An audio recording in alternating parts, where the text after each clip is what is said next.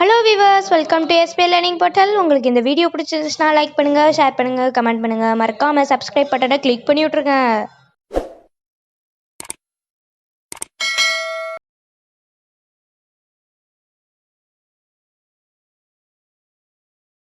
About composition and decomposition. First of all, notation for algorithm பற்றி தெரிஞ்சுக்கிட போகிறோம். ப்ராப்ளத்தை solve பண்ண போகிறோம். அதுக்கு அல்காரதத்தை பற்றி நம்ம ப்ரீவியஸ் கிளாஸஸ்லாம் பார்த்துட்டோம். இப்போது அல்காரத்துக்கான நொட்டேஷன்ஸ் என்னென்ன நொட்டேஷன்ஸ்லாம் இருக்குது அப்படிங்கிறத இப்போ ஃபஸ்ட்டு டிஸ்கஸ் பண்ணலாம். ஸோ ஃபஸ்ட்டு பார்த்தீங்கன்னா we need a notation to represent algorithm. அல்காரத்தை ரெப்ரசன்ட் பண்ணுறது சம் கோடிங்ஸ் வேணும். எந்த மாதிரி நொட்டேஷன்ஸ் தேவைப்படுது அப்படின்னா 3 டிஃப்ரெண்ட் நோட்டேஷன்ஸ், 3 டிஃப்ரெண்ட் ரெப்ரசன்டேஷன். நோட்டேஷனாக என்ன ரெப்ரசன்ட் பண்ணுறது, எந்த மாதிரிலாம் வந்து அல்காரத்தை ரெஃபர் பண்ணலாம் அப்படிங்கிறதான் நோட்டேஷன் அப்படின்னு சொல்கிறோம். So first one is a programming language. Programming language is a notation for expressing algorithms to be executed by computer. இப்போ கம்ப்யூட்டரில் ப்ரோக்ராமிங் லாங்குவேஜ் மூலமாக நாம் எழுதப்பட்ட அல்காரதம் இருக்கு இல்லையா, எழுதியிருக்கிறோம் இல்லையா, அந்த அல்காரதத்தை ப்ரோக்ராமிங் லாங்குவேஜில் ப்ரோக்ராம் கோடிங் எழுதி எக்ஸிக்யூட் பண்ண போகிறோம். அப்போ ப்ரோக்ராமிங் லாங்குவேஜை பொறுத்தவரை கிராமர், சின்டெக்ஸு அதெல்லாம் ரொம்ப must. So grammatical mistake, Sintex mistake இருக்கக்கூடாது. ரூல்ஸ் அண்ட் ரெகுலேஷன்லாம் ஒரு லாங்குவேஜுக்கான ப்ரோக்ராமிங் லாங்குவேஜுக்கான ரூல்ஸ் அண்ட் ரெகுலேஷன் எதுவோ அதெல்லாம் ஃபாலோ பண்ணால் தான் அந்த ப்ரோக்ராம் வந்து எரர் ஃப்ரீயாக இருக்கும். பட் அல்காரதம் அப்படி கிடையாது. அல்காரதம்ங்கிறது வந்து என்ன, only for the user understanding purpose to solving the problem. சரிங்களா? அப்போ அல்காரதத்தை முதல்ல ப்ரோக்ராமிங் லாங்குவேஜ் முதல்லன்னு கூட சொல்ல முடியாது. அல்காரதத்தை நம்ம என்ன பண்ணுவோம் தெரியுமா, ஃப்ளோ சார்ட்டாக முதல்ல நோட்டேட் பண்ணுவோம். ஃபஸ்ட்டு பாயிண்ட் எடுத்துட்டிங்கன்னா ஃப்ளோ சார்ட். ஃப்ளோ சார்ட்டுங்கிறது அல்காரதத்தினுடைய டயக்ராமேட்டிக் ஃபார்மாக இருக்கும். டயக்ராம் மூலமாக அல்காரதத்தை ரெஃபர் பண்ணுறது தான் ஃப்ளோ சார்ட். அப்போ pictographic representation of an algorithm அல்லது diagrammatic notation for representing algorithm is called flow chart. சரிங்களா? இப்போ ஃப்ளோ சார்ட் என்ன அப்படி கொடுக்கும்போது அது பார்த்திங்கன்னா ஒரு விஷுவல் இன்ட்யூஷனை கொடுக்கும் of the flow of control when the algorithm is executed. Algorithm execute பண்ணும்போது ஃபஸ்ட்டு ஸ்டார்ட் பண்ணுறோம், தென் ப்ராசஸ் பண்ண போகிறோம், கண்டிஷன் அப்ளை பண்ண போகிறோம், கம்ப்யூட்டேஷன், அப்புறம் ஃபைனலாக வந்து பிரிண்ட் பண்ணுறது, ஸ்டாப் பண்ணுறது. இந்த மாதிரி ப்ரொசீஜரெல்லாம் ஒரு படம் மூலமாக போட்டு காட்டுவோம். ஸோ படம் மூலமாக போட்டு காட்டுறது ஃப்ளோ சார்ட். தென் ஃப்ளோ சார்ட்டுக்கு அடுத்த கான்செப்ட் பார்த்திங்கன்னா ஒரு சிலவங்க பார்த்திங்கன்னா சூடோ கோடு அப்படின்னு சொல்லி எழுதுவாங்க. சூடோ கோடுனா டம்மி கோடு, போலி குறியீடுன்னு தமிழில் சொல்லுவாங்க. டம்மி கோட்ஸ் அது என்ன சார் டம்மி கோடு அப்படின்னா, அல்காரதத்துக்கும் கம்ப்யூட்டர் ப்ரோக்ராமுக்கும் இடைப்பட்ட கோடு தான் சூடோ கோடு. அது பார்க்குறதுக்கு அல்காரதம் மாதிரியும் இருக்காது, கம்ப்யூட்டர் ப்ரோக்ராம் மாதிரியும் இருக்காது. அல்காரதம்னா ஒன்லி ஃபுல்லாக பார்த்திங்கன்னா இங்கிலீஷ் லாங்குவேஜ் தான் வரிசையாக. இப்போது டு ப்ரிப்பேர் ஏ காஃபி அப்படின்னா ஃபஸ்ட்டு ஸ்டெப் 1 வரிசை நான் சொன்னேன் இல்லையா, அந்த மாதிரி 5 ஸ்டெப்ஸு. சுகர் எடுத்துக்கணும், அதை பண்ணணும் அப்படின்னு ஒவ்வொரு ஸ்டெப்பாக எழுதுகிறோம். அது இங்கிலீஷ்லேயே நம்ம ரெப்ரசன்ட் பண்ணியிருப்போம். அதையே சூடோ கோடில் எழுதும்போது ஷார்ட்டஸ்ட் ஃபார்மாக எழுதுவாங்க. 2 நம்பர் ஆட் பண்ணுறதுக்கு அல்காரதம் எழுதுறதுக்கும் சூடோ கோடு எழுதுறதுக்கும் பார்த்திங்கன்னா ரொம்ப சிம்பிளாக இருக்கும். ஸோ சூடோ கோடு வந்து சிம்பிளாக இருக்கும், similar to programming language, but it cannot be executed by the computer. ஞாபகம் வச்சுக்கணும். So algorithms expressed in pseudocode are not intended to be executed by the computer, but for communication among the people. பீப்புளுக்கு புரியறதுக்காக எழுதக்கூடிய கோடு தான் pseudo code. அப்போ அல்காரதத்தை pseudo கோடு மாதிரியும் நம்ம என்ன பண்ணலாம், ரெப்ரசன்ட் பண்ணலாம். சரிங்களா? முதல்ல அல்காரதம் ஃப்ளோ சார்ட் வடிவத்தில் ரெப்ரசன்ட் பண்ணுறோம், தென் சூடோ கோடு வடிவத்தில் ரெப்ரசன்ட் பண்ணுறோம். Then the third one is programming language. It is a notation for expressing algorithm to be executed by the computer. அப்போ ஒரு ப்ரோக்ராமிங் லாங்குவேஜில் அல்காரதத்துக்கு தேவையான ப்ரோக்ராம் நம்ம எழுதும்போது எரர் ஃப்ரீயாக இருக்கணும். So these are the 3 notations for representing algorithm. It's very important கொஸ்டினாகவும் இதை கேட்பாங்க. Keep in mind. இப்போ ப்ரோக்ராமிங் லாங்குவேஜை வந்து நான் சொன்னதை அப்படியே கதையாக சொல்ல போகிறாங்க. ஸோ மெனி ப்ரோக்ராமிங் லாங்குவேஜ் உங்களுக்கு தெரிஞ்சிருக்கும். ஏர்லியர் கிளாஸஸில் பார்த்துருப்பீங்க. C++, Python, Java. சரிங்க, இதெல்லாம் பார்த்திங்கன்னா ப்ரோக்ராமிங் லாங்குவேஜுக்கு எக்ஸாம்பிளாக சொல்லிக்கலாம். அப்போ an algorithm expressed in a programming language is called program. ஒரு ப்ரோக்ராமிங் லாங்குவேஜில் எழுதப்பட்ட அல்காரதத்துக்கு பேர் தான் ப்ரோக்ராம்னு சொல்கிறோம். ஆனால் அல்காரதம் கேஷுவலாக இருக்கலாம், ஆனால் ப்ரோக்ராமிங் லாங்குவேஜ் அப்படி கிடையாது, ஃபார்மலாக இருக்கும், ரூல்ஸ் அண்ட் ரெகுலேஷனோடு இருக்கும். மைண்டில் வச்சுக்கிடுங்க. ஸோ ஸோ சூடோ கோடு பார்க்குறதுக்கு பிளெயின் டெக்ஸ்ட் இங்கிலீஷ் லாங்குவேஜ் மாதிரியே இருக்கும், ஆனால் அதில் அதிகமான கோடிங்ஸும் இருக்கும்.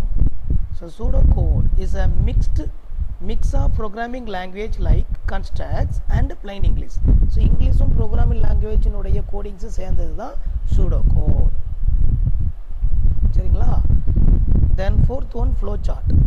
ஃப்ளோ சார்ட் வந்து டயக்ராமேட்டிக் ரெப்ரசன்டேஷன் ஆஃப் அன் அல்காரிதம்னு சொல்லியாச்சு. Flow chart is nothing but is a pictorial form of algorithm. அதுக்கு இன்னொரு டெஃபினிஷன் வந்து flow chart is a diagrammatic notation for representing அல்காரிதம்னு சொல்கிறோம். இது என்ன பண்ணும் அப்படின்னா, இந்த கண்ட்ரோல் ஃப்ளோ எங்கே இருந்து ஆரம்பித்து எங்கே முடியுதுங்கிறத விஷுவலைஸாக படம் மூலமாக நமக்கு எக்ஸ்பிளைன் பண்ணுது. அதுதான் இந்த line. They show control flow of algorithm using diagrams in a visual manner. அப்போ ஒவ்வொரு நம்ம ஃப்ளோ சார்ட் வரைய போகிறோம்னா சம் டயக்ராம்ஸ் வேணும், குறியீடுகள் வேணும் இல்லைங்களா, டயக்ராம்ஸ். அப்போ ஒவ்வொரு டயக்ராமுக்கும் ஒவ்வொரு ஒரு எக்ஸிக்யூஷன் ஒர்க் இருக்கும். என்ன சார் அப்படின்னு பார்த்தீங்கன்னா, ரெக்டாங்கிள் பாக்ஸ் எதுக்கு பயன்படுது? சிம்பிள் ஸ்டேட்மெண்ட்டை ரெஃபர் பண்ணுறதுக்கு ரெக்டாங்கிள் பாக்ஸ் பயன்படுத்துவோம். டைமண்ட் ஷேப்டு பாக்ஸ் எதுக்கு பயன்படுத்துவோம்னா கண்டிஷன் அப்ளை பண்ணுறதுக்கு. ஆரோ வந்து ஃப்ளோ ஆஃப் கண்ட்ரோலுக்காக ஆரோஸை பயன்படுத்துகிறோம். சரிங்களா? அப்போ ஃப்ளோ சார்ட்டுங்கிறது சாதாரணது கிடையாது. Collection of boxes containing statements and conditions which are connected by arrow showing in the order in which the boxes are executed. இப்போ ஒன் பை ஒன்னாக நம்ம பார்க்க போகிறோம். ஃபஸ்ட்டு ரெக்டாங்கிளுடைய வேலை என்ன அப்படின்னா, ஸ்டேட்மெண்ட்டை வந்து ரெக்டாங்கிளுக்குள்ளே கொடுத்துடணும். சரியா? அடுத்தது கண்டிஷன். நம்ம கொடுக்கக்கூடிய கண்டிஷன், அதாவது லாஜிக்கல் எக்ஸ்பிரஷன்லாம் கண்டிஷன் சொல்லுவோம். அந்த லாஜிக்கல் எக்ஸ்பிரஷன் கண்டிஷன்ஸ்லாம் எதில் கொடுக்கணும் அப்படின்னா டைமண்ட் ஷேப் பாக்ஸில் கொடுக்கணும். பேரலோகிராம்னு ஒன்று இருக்குது. பேரலோகிராம் எதுக்குன்னா இன்புட் அண்ட் அவுட்புட் இதை ரெஃபர் பண்ணுறதுக்கு வந்து பேரலோகிராம் வரையணும். தென் ஃபோர்த் ஒன் ஸ்பெஷல் ஃபாக்ஸஸ். இது ஸ்பெஷல் ஃபாக்ஸஸ் எதுனா ஸ்டார்ட் பண்ணுறதுக்கு எண்டு பண்ணுறதுக்கு ரவுண்டட் ரெக்டாங்கிள் அல்லனா சர்க்கிள். இது வந்து ஸ்டார்ட் அண்ட் எண்டுக்காக உள்ள பாக்ஸஸ். நல்ல ஞாபகம் வச்சுடுங்க. First start, then input, then கம்ப்யூட்டேஷனுக்காக statement, simple statement, then condition, then output, then end. Now see the diagram 7.1. Figure 7.1 பாருங்கள். என்டர். என்டர் வந்து ரவுண்டட் ரெக்டாங்கிளாக இருக்குது. ஸ்டார்ட் பண்ண போகிறோம். ஏபி வந்து ரீட் பண்ணுறீங்க, இன்புட் ஏயும் பியும் ரீட் பண்ண போகிறோம். இப்போ ஏக்கு ஒரு வேல்யூ, பிக்கு ஒரு வேல்யூ வாங்குகிறோம், ரீட் பண்ணுறோம். ரீட் பண்ணிவிட்டு இப்போ கம்ப்யூட்டேஷன் ஒர்க் நடக்குது. சரிங்களா? இந்த கம்ப்யூட்டேஷன் ஒர்க்கு, கால்குலேஷன் ஒர்க் எல்லாம் ரெக்டாங்கிள் பாக்ஸில் நடக்குது. Q, R equal to 0, A அப்படிங்கிற மாதிரி Q equal to A, R equal to 0ன்னு அசைன் பண்ணிக்கிறோம். இப்போ அடுத்தது கண்டிஷன் அப்ளை பண்ண போகிறோம். என்ன கண்டிஷன் அப்ளை பண்ணுறோம்? R greater than or equal to B இருந்தால், ட்ரூவாக இருந்தால் Q equal to Q + 1, R equal to R - B. ட்ரூவான உடனே மறுபடியும் எங்கே போகுது? அடுத்த கண்டிஷனுக்கு வருது. இந்த கண்டிஷன் ட்ரூவாக இருந்துச்சுன்னா அகைன் Qவில் வேல்யூ சப்ஸ்டியூட் பண்ணிக்கிட்டே இருப்போம்.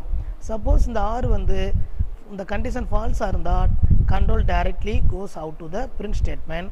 So let us now print R and Q. So once printing முடிஞ்ச உடனே ஃபைனல் ஸ்டெப் எக்ஸிட், எண்டு. அப்போ ஸ்டார்ட்டுக்கும் எண்டுக்கும் ரவுண்டட் ரெக்டாங்கிள், இன்புட் அண்ட் அவுட்புட்டுக்கு பேரலோகிராம். இந்த ரெக்டாங்கிள் பாக்ஸ் எல்லாம் கால்குலேஷன்ஸ்க்காக வரக்கூடிய பாக்ஸஸ். தென் கண்டிஷன் அப்ளை பண்ணுறதெல்லாம் என்ன சொல்கிறீங்க? டைமண்ட் ஷேப்டு பாக்ஸஸை பயன்படுத்துகிறோம். இது அப்படியே எக்ஸ்பிளைன் பண்ணியிருப்பாங்க உங்கள் புக்கில். சரிங்களா? இதுதான் நமக்கு வந்து ஃப்ளோ சார்ட். அந்த 3 நோட்டேஷனை பற்றி நான் டிஸ்கஸ் பண்ணியிருக்கேன். மூணு விதமான நோட்டேஷன்ஸினுடைய டிஸ்கஷன்.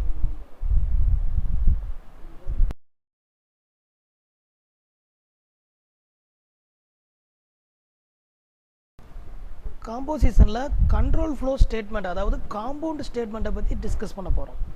ஏற்கனவே நம்ம ஒரு ஸ்டேட்மெண்ட் படிச்சிருக்கிறோம், அசைன்மெண்ட் ஸ்டேட்மெண்ட். அது வந்து சிம்பிள் ஸ்டேட்மெண்ட்டாக இருக்கும். சில நேரங்களில் பார்த்தீங்கன்னா சிம்பிள் ஸ்டேட்மெண்ட்டை பொறுத்தளவில் இட் இஸ், அதாவது அசைன்மெண்ட் ஸ்டேட்மெண்ட்டே நம்ம எக்ஸாம்பிள் எடுத்துக்கிடுவோம். Assignment statement is a simple statement use to change the value of the variable. அப்படி தான் நம்ம டிஸ்கஸ் பண்ணியிருப்போம். For example x equal to 5. இப்போ வேரியபிள் 5 எக்ஸில் வந்து 5 வந்து அசைன் பண்ணிடுறோம்.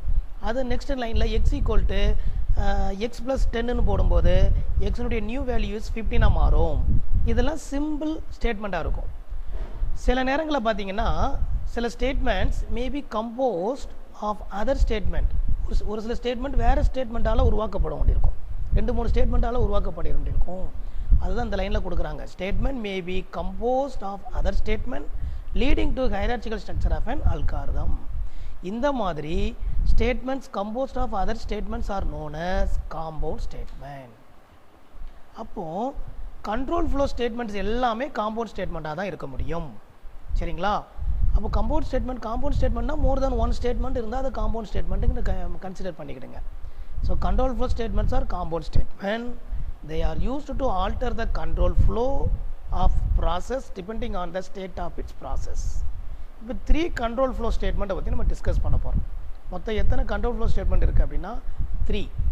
எதெல்லாம்? Sequential control flow statement, alternative statement and iterative statement. So when a control flow statement is executed, state of the process is tested. அந்த ப்ராசஸ்னுடைய state என்ன லெவலில் இருக்குது, ஸ்டார்டிங்கில் எப்படி இருந்துச்சு, and depending on the result the statement is selected for execution. First sequential statement பற்றி discuss பண்ணலாம். Very ஈஸியானது, சிம்பிளானது. sequential statements are composed of a sequence of statements. அதாவது ஒன் ஆர் மோர் ஸ்டேட்மெண்ட்ஸால் சீக்வன்ஸாக வரிசையாக அடுக்கடிக்கு அடுத்தடுத்து கண்டினியூவாக உருவாக்கக்கூடிய ஸ்டேட்மெண்ட்டுக்கு தான் என்ன பேர்? Sequential statement. See, for example, let us consider S1 and S2. There are 2 statements. Those are composed such as S1, S2. Now, the sequential statement is composed of S1 and S2. சரியா? இதை எப்படி return பண்ணலாம்னா S1க்கு அடுத்து S2 வருது, ஆர்டராக வருது. In order to execute the sequential statement, first do S1 and then to S2. முதல்ல S1 execute பண்ணணும், தென் control flow எங்கே போகும்? S2க்கு போகும். இதை வந்து ஃப்ளோ சார்ட்டில் நம்ம ரெஃபர் பண்ணலாம் பாருங்கள். see this flow chart. So control flow என்ட்ராகுது, S1 எக்ஸிக்யூட் ஆன உடனே அடுத்து S2 எக்ஸிக்யூட் ஆகுது. This is call sequential control flow. இதை பேஸ் பண்ணி நாம் என்ன பண்ணலாம்னா input output relation Q for a ப்ராப்ளத்துக்கு வந்து சொல்யூஷன் கொடுக்க போகிறோம். So let the input property பிங்கிறது இன்புட் ப்ராப்பர்ட்டியாக வச்சுக்கிடுங்க, and the input output relation Qவாக வச்சுக்கிடுங்க ஒரு ப்ராப்ளத்துக்கு. இப்போ ஸ்டேட்மெண்ட் எஸ் வந்து என்ன பண்ணுறோம்? Solve the problem. அப்போ P is a input, S is a statement which is used to solve the problem, then Q is the result, output. அப்போ input, statement, output. இந்த S வந்து maybe a single statement or multiple statement. ஞாபகம் வச்சுக்கிடுங்க. சரிங்களா? இப்போ இந்த எக்ஸாம்பிளில் பார்த்தீங்கன்னா 2 statements வருது. P1, P கொடுக்குறோம், S1 based on that R கிடைக்குது, then S2 based on that output கிடைக்குது. இப்போ நாம் வந்து ஃபார்மர், கோட், கிராஸ், வூல்ஃப் ப்ரோக்ராமை இப்போ இந்த எக்ஸாம்பிளில் 7.1 வந்து ஏற்கனவே உள்ள 6.12 நம்ம டிஸ்கஸ் பண்ணோம் இல்லையா, ஸ்பெசிஃபிகேஷன் உருவாக்கியிருந்தோம் இல்லையா, அல்காரிதம் ஸ்பெசிஃபிகேஷன். அதுக்கு இப்போ நம்ம சால்வ் பண்ண போகிறோம். எப்படி சால்வ் பண்ணலாம் அப்படிங்கிறத இப்போ டிஸ்கஸ் பண்ணுற பாருங்கள். ஃபஸ்ட்டு ஃபார்மர் இன்புட் வந்து farmer, goat, grass, wolf equal to L 4 பேரும் லெஃப்ட் சைடில் நிற்கிறாங்க. தென் ஸ்டேட்மெண்ட் எழுதுறீங்க. இந்த ஸ்டேட்மெண்ட்டில் வரிசையாக இவர் ஃபார்மர் மட்டும் இங்கே இருந்து முதல்ல ஃபார்மரும் உல்ஃபும் போவாங்க, ஃபார்மரும் கோட்டும் போவாங்க. அதுக்கப்புறம் ஃபார்மர் தனியாக வருவார், அதுக்கப்புறம் ஃபார்மர் எதை கொண்டு போவார்? கிராஸை கொண்டு போவார். சரிங்களா? மறுபடியும் ஃபார்மர் தனியாக வருவார், அதுக்கப்புறம் கோட்டை கொண்டு போவார். இந்த மாதிரிலாம் நம்ம படிச்சிருக்கோம் இல்லையா? இது எல்லாமே என்னது? ஸ்டேட்மெண்ட்ஸ். ஸோ இந்த ஸ்டேட்மெண்ட் கம்ப்ளீட் ஆனோடனே நமக்கு ஃபைனல் அவுட்புட் என்னது? ஃபைனல் அவுட்புட் வேரியபிள், அதான் input output relation. Farmer, goat, grass, wolf எல்லாரும் ரைட் சைடில் வந்துடுறோம். So we have to compose S as a sequence of assignment statements such that in none of the intermediate states. பாருங்க steps எத்தனை நடக்குது பாருங்க. இந்த 2, 4, 6, 8, 10 and 12, 14 இதெல்லாம் ஸ்டேட்மெண்ட்டை ரெஃபர் பண்ணுது. போல்டாக இருக்கு இல்லையா? ஸோ ஹியர் 15 ஸ்டெப்ஸில் நாம் இந்த அல்காரிதத்தை சால்வ் பண்ணுறோம். ஃபஸ்ட்டு ஃபார்மர், கோட் 4 பேர் லெஃப்ட் சைடில் நிற்கிறாங்க. தென் ஃபார்மரும் கோட்டும் ரைட் சைடுக்கு போயிட்டாங்க. மூணாவதுல வந்து பாருங்கன்னா இப்போ தேர்ட் ஸ்டெப் எப்படி இருக்குன்னு பார்த்தீங்கன்னா ஃபார்மரும் கோட்டும் ரைட் சைடில் இருக்கிறாங்க, கிராஸும் உல்ஃபும் லெஃப்ட் சைடில் இருக்கிறாங்க. அடுத்து ஃபார்மர் மட்டும் தனியாக லெஃப்ட் சைடுக்கு வர்றாரு. அப்போ லெஃப்ட் சைடில் வரும்போது லெஃப்ட் சைடில் 3 பேர் வந்துடுறாங்க. ரைட் சைடில் யார் இருக்கா? கோட்டு மட்டும் தான் இருக்குது ரைட் சைடில். சரிதானா? அடுத்தது ஃபார்மர் மறுபடியும் கிராஸை எடுத்துக்கிட்டு ரைட் சைடுக்கு போவார். இப்போ RR இது ஒரு ஸ்டேட்மெண்ட். இப்போ நமக்கு அதுக்கான ரிசல்ட் என்ன கிடச்சிருக்கும் அப்படின்னா 3 பேர் ரைட் சைடில் இருப்பாங்க, எது மட்டும் லெஃப்ட் சைடில் இருக்கும், உல்ஃப் மட்டும் லெஃப்ட் சைடில் இருக்கும். சரிதானா? உல்ஃப் லெஃப்ட் சைடில் இருக்குது. மறுபடியும் என்ன பண்ணுறாரு, ஃபார்மர் கோட்டை கூட்டிகிட்டு இங்கே வர்றாரு. ஏன்னா கிராஸ் அங்கே போயிடுச்சு, கோட்டுக்கு கிராஸை சாப்பிடக்கூடாதுனால கோட்டை கூட்டிகிட்டு லெஃப்ட் சைடுக்கு வர்றாரு. இப்போ 9th சைடில் ரிசல்ட் பார்த்தீங்கன்னா லெஃப்ட் லெஃப்ட் ரைட். யார் ரைட்டு? கிராஸ் மட்டும் ரைட் சைடில் இருக்குது, மற்றெல்லாம் லெஃப்டில் இருக்குது. அடுத்தது மறுபடியும் ஃபார்மர் உல்ஃபை கூட்டிகிட்டு போகிறாரு. சரிங்களா? உல்ஃபை கூட்டிகிட்டு போகும்போது கிராஸ் ரைட் சைடில் இருக்குது, உல்ஃபும் ரைட் சைடுக்கு போயிடும். இப்போ இதனுடைய அவுட்புட் பார்த்தீங்கன்னா farmer right side, grass right side, wolf right side, but goat is only left side. Then farmer மட்டும் இண்டிவிஜுவலாக தனியாக லெஃப்ட் சைடுக்கு வருவார். வந்துட்டா இப்போ கண்டிஷன் இப்போ பார்த்தீங்கன்னா 2 பேர் லெஃப்ட்டில் இருக்கிறாங்க, ஃபார்மரும் கோட்டும் லெஃப்ட்டில் இருக்கிறாங்க, கிராஸும் உல்ஃபும் ரைட்டில் இருக்குது. Then final step farmer goat 2 பேரும் ரைட் சைடில் போனாங்கன்னா we get the input output relation, we get the final result. So this is the input beginning stage. Beginning ஸ்டேட்டில் எப்படி இருந்துச்சு, ஃபைனல் ஸ்டேட்டில் எப்படி இருந்திருக்கு, இன்பிட்வீன் எத்தனை ப்ராசஸ், அந்த ஸ்டேட் எப்படிலாம் சேஞ்ச் ஆகிருக்குது, 15 ஸ்டெப்பில் சேஞ்ச் பண்ணியிருக்கிறோம். So this is the best example for sequence of assignment for goat, grass and wolf problem. சரிங்களா? இப்போ சீக்வன்ஷியல் அசைன்மெண்ட்டு கிளியராக உங்களுக்கு புரிஞ்சிருக்கும். நெக்ஸ்ட் நம்ம பார்க்க போகிற டாபிக் ஆல்டர்னேட்டிவ் ஸ்டேட்மெண்ட். ஆல்டர்னேட்டிவ் ஸ்டேட்மெண்ட்டை பொறுத்தளவில் கண்டிஷன் அப்ளை பண்ண போகிறோம். இங்கே வந்து டைமண்ட் ஷேப்டு ஃப்ளோ சார்ட்டில் டைமண்ட் ஷேப்டு பாக்ஸ் இருக்குல்ல, அதை அப்ளை பண்ணுறது. ஸோ முதல்ல ஒரு இன்புட் வாங்க போகிறோம், அந்த பேஸ்டாக அந்த இன்புட்டுக்கு உள்ள கண்டிஷன் அப்ளை பண்ணி based on the condition there may be a S1 is executed else S2. அப்போ either statement 1 or statement 2 will be executed but never both S1 and S2. இதுதான் ஆல்டர்னேட்டிவ் ஸ்டேட்மெண்ட்டுடைய தாரக மந்திரம். அப்போ a condition is a phrase that describes a test of the state. அந்த ஸ்டேட்டை நம்ம test பண்ண போகிறோம். So if C is a condition and both S1 S2 are the statement எடுத்துக்கிட்டிங்கன்னா this is the statement composed. Okay, இந்த composition of the statement எடுத்துக்கிட்டிங்கன்னா if C S1 else S2, this is called alternative statement. இது எப்படி describe பண்ணுதுன்னு பாருங்கள். Test whether C is true or false. If C is true, then do S1, otherwise do S2. Let us see the flow chart. Control flow உள்ள என்ட்ராகுது, test condition apply பண்ணுறீங்க. இப்போ எடுத்துக்காட்டுக்கு 2 variable எடுத்துக்கிடுவோம், 5 and 10 எடுத்துக்கிடுவோம், AB. இப்போ A greater than Bன்னு பார்க்குறோம், Aயில் 5 இருக்குது, Bயில் வந்து 10 இருக்குது. அப்போ A greater than Bன்னு பார்க்குறோம். ட்ரூவாக இருந்தால் print A is a biggest number அப்படின்னு ஸ்டேட்மெண்ட் டிஸ்பிளே பண்ணிடுறோம். சப்போஸ் ஃபால்ஸாக இருந்தால் B is the biggest அப்படின்னு இங்கே நம்ம ஒரு ஸ்டேட்மெண்ட் எழுதி வச்சுக்கிடுவோம். அப்போ ட்ரூவாக இருந்தால் ட்ரூ முடிச்சுட்டு ஃபால்ஸ் இல்லாமல் எக்ஸிக்யூஷன் எண்டுக்கு வந்துடும். ஃபால்ஸாக இருந்தால் ட்ரூ பார்ட்டுக்கு கண்ட்ரோல் போகாது. நல்லா பாருங்கள், எய்தர் S1 ஆர் S2. இதுதான் ஆல்டர்னேட்டிவ் பற்றி படிக்க போகிறோம். கண்டிஷனல் ஸ்டேட்மெண்ட் அப்படின்னு எடுத்துட்டிங்கன்னா ஒரே ஒரு கண்டிஷன் இருக்கும், ஒரே ஒரு ஸ்டேட்மெண்ட் தான் இருக்கும். இந்த கண்டிஷன் ட்ரூவாக இருந்தால் மட்டும்தான் அந்த ஸ்டேட்மெண்ட் எக்ஸிக்யூட் ஆகும். Compulsory, there is no alternative here.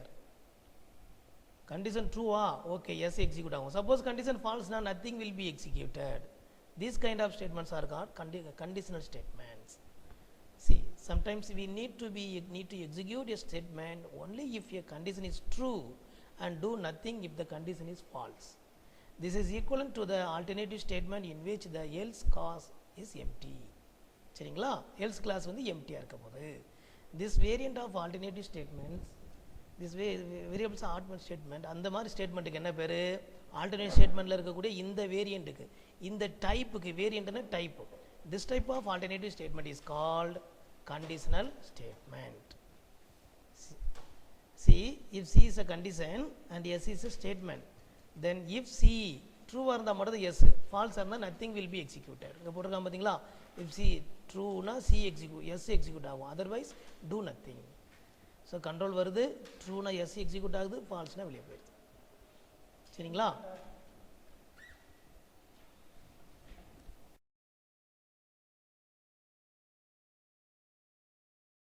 உங்களுக்கு இந்த வீடியோ பிடிச்சிருந்துச்சுன்னா லைக் பண்ணுங்கள், ஷேர் பண்ணுங்கள், கமெண்ட் பண்ணுங்கள். மறக்காமல் சப்ஸ்கிரைப் பட்டனை கிளிக் பண்ணி விட்ருங்க.